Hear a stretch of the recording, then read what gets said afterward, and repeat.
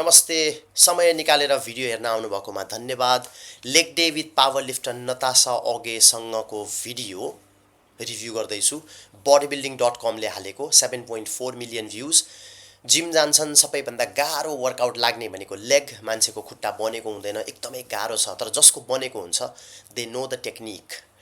where to hit how to hit so professional हुन् Natasha ऑघे so उसँगको यो video review गर्दाखेरि चाहिँ लेग डेमा ध्यान दिनुपर्ने कुराहरू के हुन्छन् भन्ने कुरा चाहिँ छोटकरीमा हेरौँ लेट्स स्टार्ट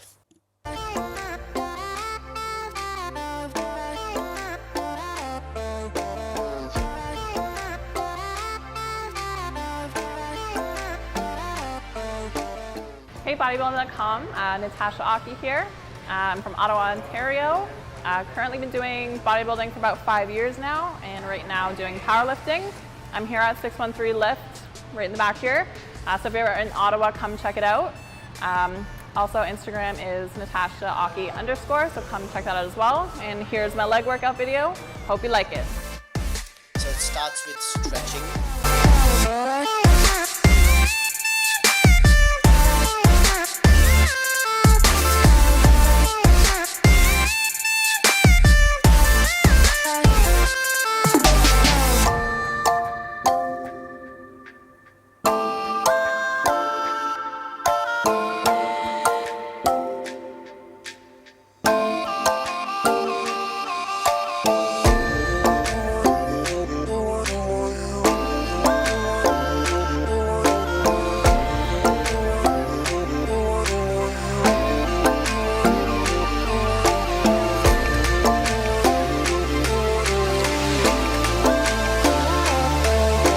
एक्सरसाइज सुरु भइसक्यो भनेर बट एक्चुअली इट्स नट जुन पनि बडी पार्टको एक्सरसाइज गरिन्छ त्यो बडी पार्ट एक्टिभेट हुनु वार्म अप हुनु स्ट्रेच हुनु एकदमै जरुरी छ मान्छेहरु जिम जाने बित्तिकै सपोज लेग डे गर्ने हो भने 1-2 मिनेट ट्रेडमिलमा दौडेर अलिकति पसिना आएपछि बडी वार्म अप भइहाल्यो नि भनेर सोच्छन् that is not warm up जुन बडी पार्टको एक्सरसाइज गरिन्छ त्यसको proper stretching under active muscle र एक्टिभ मसललाई हेरेर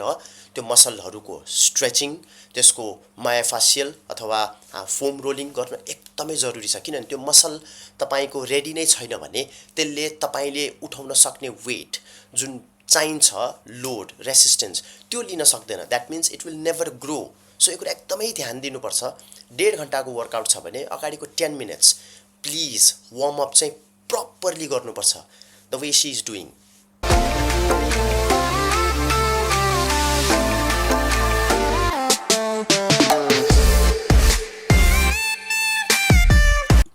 बल्ल एक्सरसाइज सुरु हुँदैछ अनि जुन वेट लिएर अहिले नताशाले उठाइरहेकी छिन् I can say that this is just a warm up set which would be of 2 to 4 sets depending on people त्यसपछि सुरु हुन्छ actual workout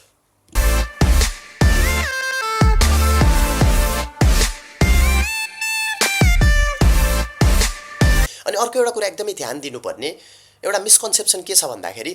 warm up set त हो यसमा धेरै वेट पनि हुँदैन यो अलिकति जिउ तताउनलाई मात्र गर्ने हो यसमा फुल रेन्ज अफ मोसन चाहिँदैन भनेर हल्का हल्का गरेको जस्तो मात्र गरेर छोड्दिन्छ अनि वर्कआउटको चाहिँ जब प्रपर सेट सुरु हुन्छ सेट पछाडी चाहिँ म प्रपर फुल रेन्ज अफ मोसनमा जान्छु अनि अलिकति डेडिकेटेड राख्छु माइन्ड मसल कनेक्सन गर्छु भनेर सोच्छन् धेरैले which is very wrong warm up सेटमा proper mind and muscle connection full range of motion र त्यो हुन्छ नि स्ट्रेचिङ देखि लिएर त्यो मसललाई चाहिँ एकदमै स्क्विज गरेर स्ट्रेच गरेर त्यो मसल रेडी बनाउनी नै वार्म अप सेटमा हो अगाडिको स्ट्रेचिङ र वर्कआउट अगाडिको वार्म अप सेटलाई चाहिँ मान्छेले नेग्लिजेन्स गर्छन् because of which proper workout सेटमा वेट उठाउन पनि सक्दैन फुल रेन्ज अफ मोसन जान पनि सक्दैन keep this in mind very very important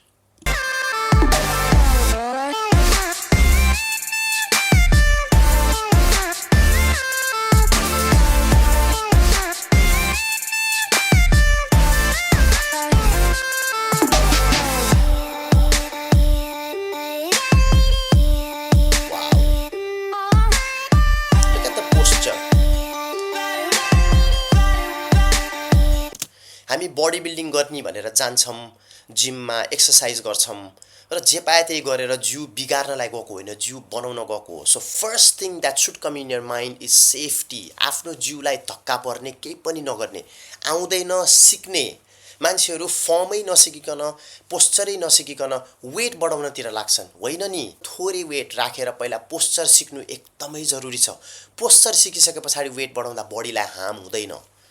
पहिला वेट बढाउँछु अलिकति धेरै उठाउन सक्ने भइसकेपछि पोस्चर सिक्छु इट्स भेरी गलत जुन बेलासम्म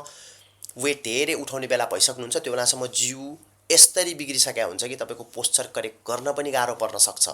please keep in mind look at her posture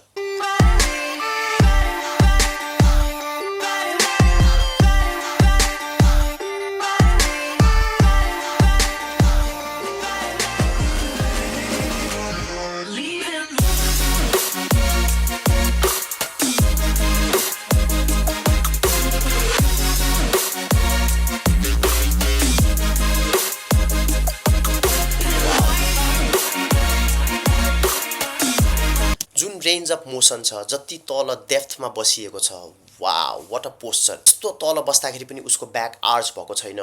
head forward यसमा काइनेटिक चेक पोइन्ट्सहरु राम्रोसँग ध्यान दिएर आफूले आफूलाई ऐनामा हेरेर एउटा राम्रो पोस्चरमा बसेर राम्रो पोस्चरमा उठिएको छ व्हाट अ पोस्चर सल्युट सिक्नुपर्ने भिडियोहरु भनेको यिनीहरु हुन् युट्युबमा लाखौं मान्छे छन् जसले जे पनि हाल्छ भिडियोको नाममा गलत नसिकौं गलत नहेरौं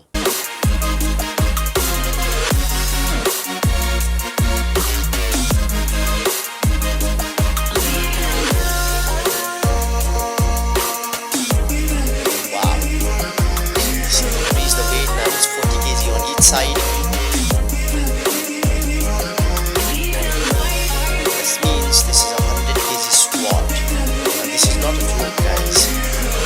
अर्को एउटा कुरा ध्यान दिएछ जुन तल जाँदाखेरि जुन त्यो पज मोमेन्ट छ for a second or two wow यसको लागि चाहिँ गट्स चाहिन्छ आँट चाहिन्छ जो कोहीले होल्ड गर्न सक्ने वेट होइन यो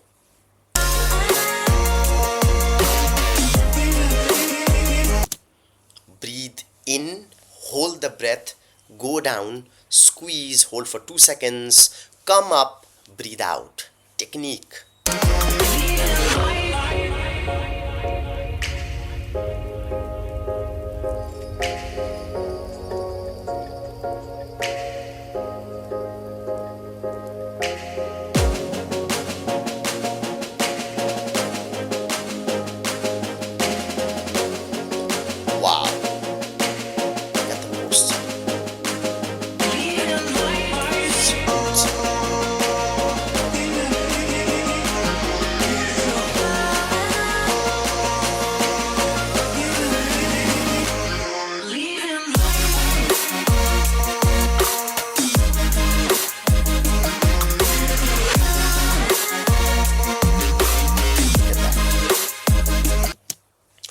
यो गर्दाखेरि प्राय मान्छेको ब्याक यसरी बेन्ड भएको हुन्छ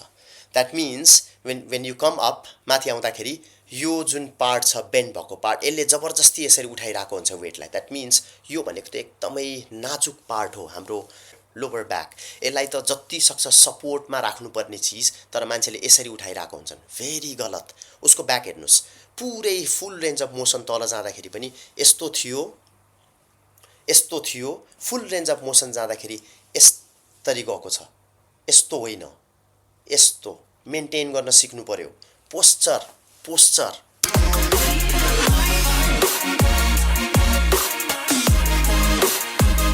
यसरी वर्कआउट गर्दाखेरि चाहिँ जिउ बन्छ र जिउ दुख्दैन पनि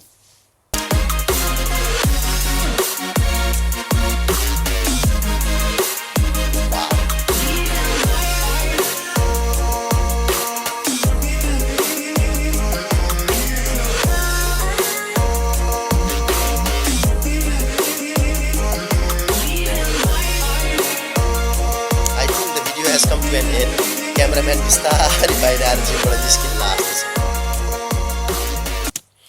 यो च्यानल bodybuilding.com धेरै पुरानो च्यानल धेरै राम्रो भिडियोहरु हालेको हुन्छन् स्पेशली प्रोफेसनल्सहरुसँग मिलेर चाहिँ भिडियोहरु हालेको हुन्छ bodybuilding.com ले कसैलाई एक्सरसाइज सिक्नु छ भने please subscribe bodybuilding.com channel genuine भिडियोहरु proper technique proper way of performing the workouts any workout you can find it here जो पाए त्यही जसको मन लाग्यो त्यसको भिडियो हेरेर उसको च्यानल सब्स्क्राइब गरेर जिममा गएर उसको टेक्निकहरू फलो गर्छु भनेर गर्नुभन्दा एउटा राम्रो च्यानल फलो गर्नुहोस्, त्यो च्यानललाई हेर्नुहोस्, just like bodybuilding.com।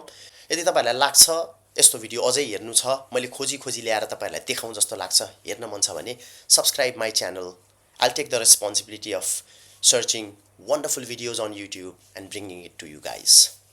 Thank you for watching. See you.